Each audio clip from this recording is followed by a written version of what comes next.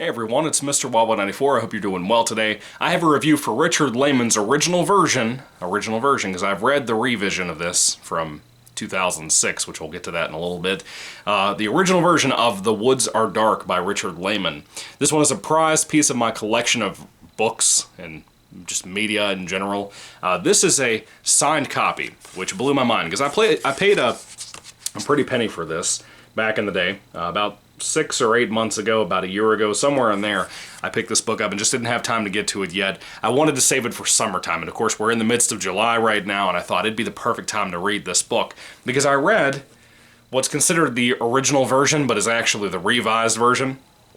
This was published in, I think it was 1981 or something like that, from Warner Books. Yeah, Warner Books, which Lehmann was not happy about. I read his nonfiction book called A Writer's Tale, where he trashed the hell out of this book. Talked about how there were other people who were put into writing this that he didn't know of before it was published, so it caused all kinds of continuity errors and different things like that. There's a lot of changes. It's very different from what I read. About 2009, I think it was the summer of 2009, I was getting ready to go in my sophomore year of high school, and I was walking around Barnes & Noble. I just had thought about getting back into reading. I had been into reading as a kid. In middle school for a book report, I read Misery from Stephen King, and I had heard this name, Stephen King, didn't really know anything about him, even though I loved The Shining. And I thought, okay, well, I'll look for that guy. I went to the Barnes & Noble, and I was looking around, I saw Stephen King books. I picked up 2 books from him, Stephen King's Pet Sematary and Bag of Bones. Bag of Bones is way better. Pet Sematary is a normies book, in my opinion. It's good, it's kind of creepy, but it's a normies book, let's be honest. So, beside that, I saw a man named Richard Lehmann, and the book that I saw from him, out of the 2 that I picked up, I think one I picked up first, and then I picked up this one and bought them all in one day. The first one I picked up was Darkness Tell Us. I think I had bought that first, or I may have bought them all in one day. Anyway, The Woods Are Dark was the other one. And I didn't really know anything about this book when I went into it. I didn't really know much about the foreword. I didn't remember much about the foreword of this book either. This was actually put out after Lehmann died in 2001. In 2006, I think, is when this was published. Now, Kelly Lehmann, I think her name is Kelly, is the Lehmann daughter of Richard. And essentially, she wanted to put this out as a way to honor her dad. She went through some boxes of manuscripts of The Woods Are Dark and put the original manuscript back together and got it published, and that's what this book is. It's the original version of the book. And the difference between these 2 books is after Chapter 8, it changes entirely. The entirety of the book is different after Chapter 8. So after the first 50 pages, you have 150 pages or so of completely different books, which is wild to me. You do not realize until you've read both how drastically different they are. So anyway, I really like both. I really, really like both a lot.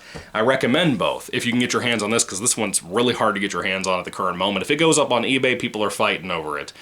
Try to grab it if you can at a yard sale or anything like that, or a cheaper price if you can find it. Anyway, The Woods Are Dark is about 240 pages long. It's a fast-moving book, as are most Lehmann books, but this one is a very fast one. Let's start off with the story. What's it about? Basically, we kind of jump back and forth throughout this book between 2 different situations, 2 different perspectives that are kind of tied together, eventually end up closer together.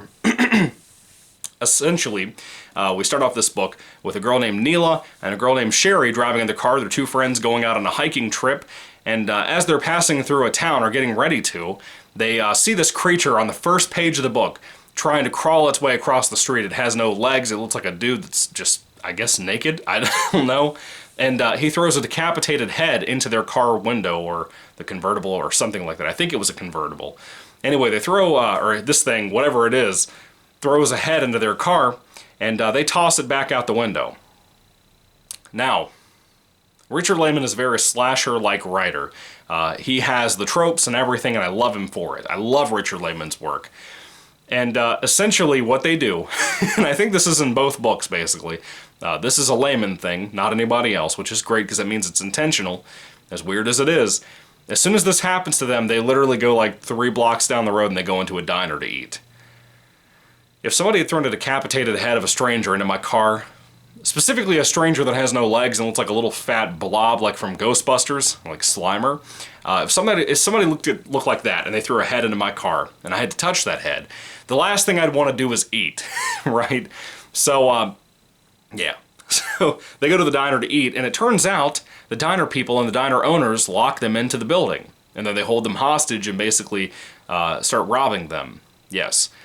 So, They take them out to this area, at least a group of men do in a truck. They take them out to this area out in the woods called the Killing Trees. So Sheila and Neela and Sherry, excuse me, I combined their names for some reason. They get taken out to this place and they assume they're going to be some kind of sacrifice because of these things, these people, these creatures, whatever they are, maybe cannibals, maybe something like that. We don't really know. There's somebody or some things or some people, something out in the woods called the Krulls. Krulls. And these people that took them out there kind of said that too. They've mentioned these things. One of the people there, one of the guys there that are trying to, tie them up to the trees and whatnot, his name is Johnny Robbins, and he has kind of this weird situation where he's kind of apparently become not obsessed, but like he immediately found one of these girls, particularly Neela, beautiful, and he feels guilty about putting her out at the Killing Trees because she's beautiful, and he would hate to see anything bad happen to her. Okay, Johnny. So he has a little bit of a complex here. After he and the guys leave the two girls and drive back to, their town, which, by the way, the whole town is in on this thing. They all know about the Krulls. They all know about the sacrifices they basically have to do with this. They pretty much typically rob strangers and do this to them. Basically, Johnny starts to have a little bit of a worry about it, and he eventually decides he's going to grab his sister, grab his daughter, who are in an abusive household, and escape with them. Get them out of the town. They're all going to try to run away, but he's also going to try to go back to the Killing Trees and rescue Neela. And he gets back there, he tries to save her, but in the meantime, before that even happens, there's another family that show up at one of the motels locally in that town. There's a mom, a dad, a daughter named Cordelia, and her boyfriend named Ben. And the story kind of starts off with all of them at the hotel. They start noticing weird things. The dad finds out, like, hey, the cars in the parking lot that are filled up, they don't have engines in them. These hotel rooms aren't busy, the way the hotel owner said it was. They all get kidnapped too, right? Now, most of this storyline throughout the book, we cut back and forth between Neela and Sherry, and particularly Cordelia and Ben, but mainly Cordelia, the daughter. So we go back and forth between all of them as they're put out at the Killing Trees. They're held captive there, waiting on the Krulls to show up. Now, these Krulls, right, they're horrific. There are some descriptions of some of them that I don't remember from the revised, completed version. I don't remember some of this stuff. I know, like I said, I would say about 85 to 90% of this book is completely different from this book right here. So a lot of the stuff as I'm reading it, I was a little thrown off with, because I was like, I don't remember that, I don't remember that, I don't remember that. Again, I read A Writer's Tale, I read some online stuff, I read the foreword of this book about how different they are. They're very different. They're very, very different reads. As a matter of fact, this one, I don't remember this being in the original, or not the original, but the revised version that was technically the original. There's even some kind of arguably supernatural elements to this original 1980s version, the original one that came out. I really have to tell you, I enjoyed the book a lot. I know there's a lot of problems with it, I'll get into in a moment, but I enjoyed it. I enjoyed the pacing. I think Layman's pacing is better than any writer out there. I think even like Dean Koontz has nothing on him, man. Brian Keene is up there with him on that. I think those two are masters of pacing on books. Same thing with Jonathan Mayberry. Layman is not a very poetic writer. This is a great example of that, but it's not entirely his fault. Again, as I mentioned earlier, there was apparently, with the Warner Books version, sometimes in the writing style, it feels like certain sentences either aren't self-explanatory enough or they're too vague, not in like a way to hide like gore or violence or anything like that, because the book is very much gore and violent. You know, if you haven't read this book, it's got rape stuff in it just like any Layman book pretty much does. There's a lot of horrific things in this book. If you're not prepared for that, you're not going to be a Layman fan. It's not going to be, you know, the right thing for you to read is what I'm trying to say. This book has it just like every Layman book. However, I'm not saying it's vague in the writing style because of that. There are some portions of the book where you'll have an explanation of where a character is walking, for example, if they're passing through trees or if they think they hear something in the woods. And the way it's written, and I've read a lot of Layman, mind you. I haven't reviewed all the stuff I've read from this guy on this channel currently. I plan to one day, God willing, but at the current moment I haven't. I've read a lot of his books. I've read at least 10 Layman books. And I know the guy's writing style well enough to know that a lot of this ain't him. You know, a lot of this this weird sentence structure, it's not Layman. He knows how to put words together. He knows how to string paragraphs together.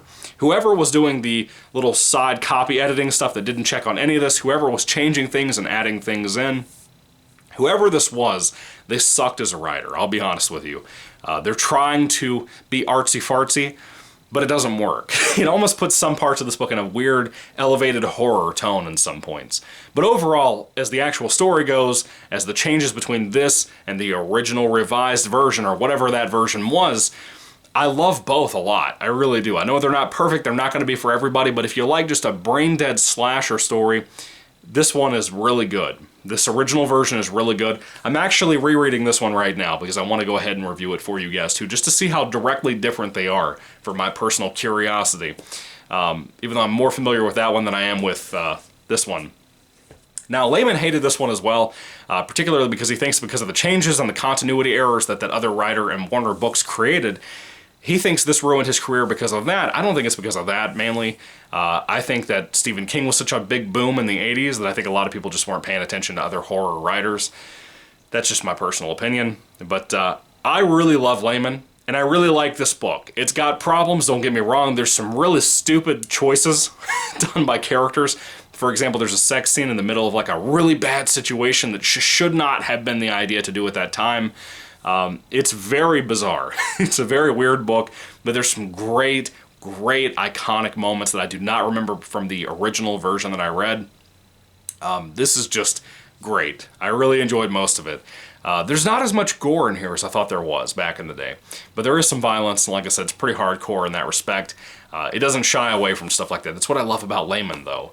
This is a very weird book. It's a very odd read. It has a lot of odd changes, and if you're a big enough Layman fan, like I said, you'll be able to spot the differences that I'm referring to.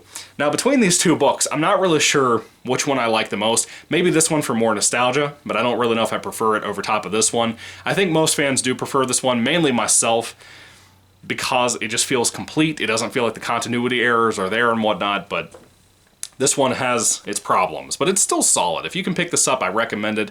I'm very happy about it being a signed copy too. That's really cool. But anyway, what are your thoughts on the original The Woods Are Dark? Have you read this? What did you think about it? I'd love to hear your thoughts and comments down below, folks. It's a very important read when it comes to Layman fandom.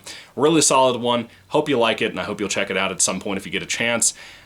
It is still Layman, even though it's got its problems, it's got its errors. I know that Kelly Layman and Richard Layman didn't want anybody to read this piece of crap, as they called it, not me. And they also hated the cover, which I like the cover. I don't know why everybody hates it so much. It reminds me of an older time that I didn't live in. Anyway, if I had to rate this one on a 5-star basis, I'd probably give the original version of The Woods Are Dark, probably, mind you, this is more of an entertaining read than like a Purple Prose poetic thing. I'd give it like a 3 out of 5 stars, but I'm kind of leaning towards a 4, but I would say justifiably at least a 3 out of 5 stars. It's got problems, but I really like most of it. I really do. What are your thoughts on this one if you've read it? Put your thoughts and comments down below. Which of the two versions do you prefer? Hopefully you'll stick around and subscribe. I'm going to do a review for the other version, like I said, immediately after this one. Not like today, but soon. I hope you'll like that and check it out as well. Anyway, thank you guys for watching. God bless you, and goodbye.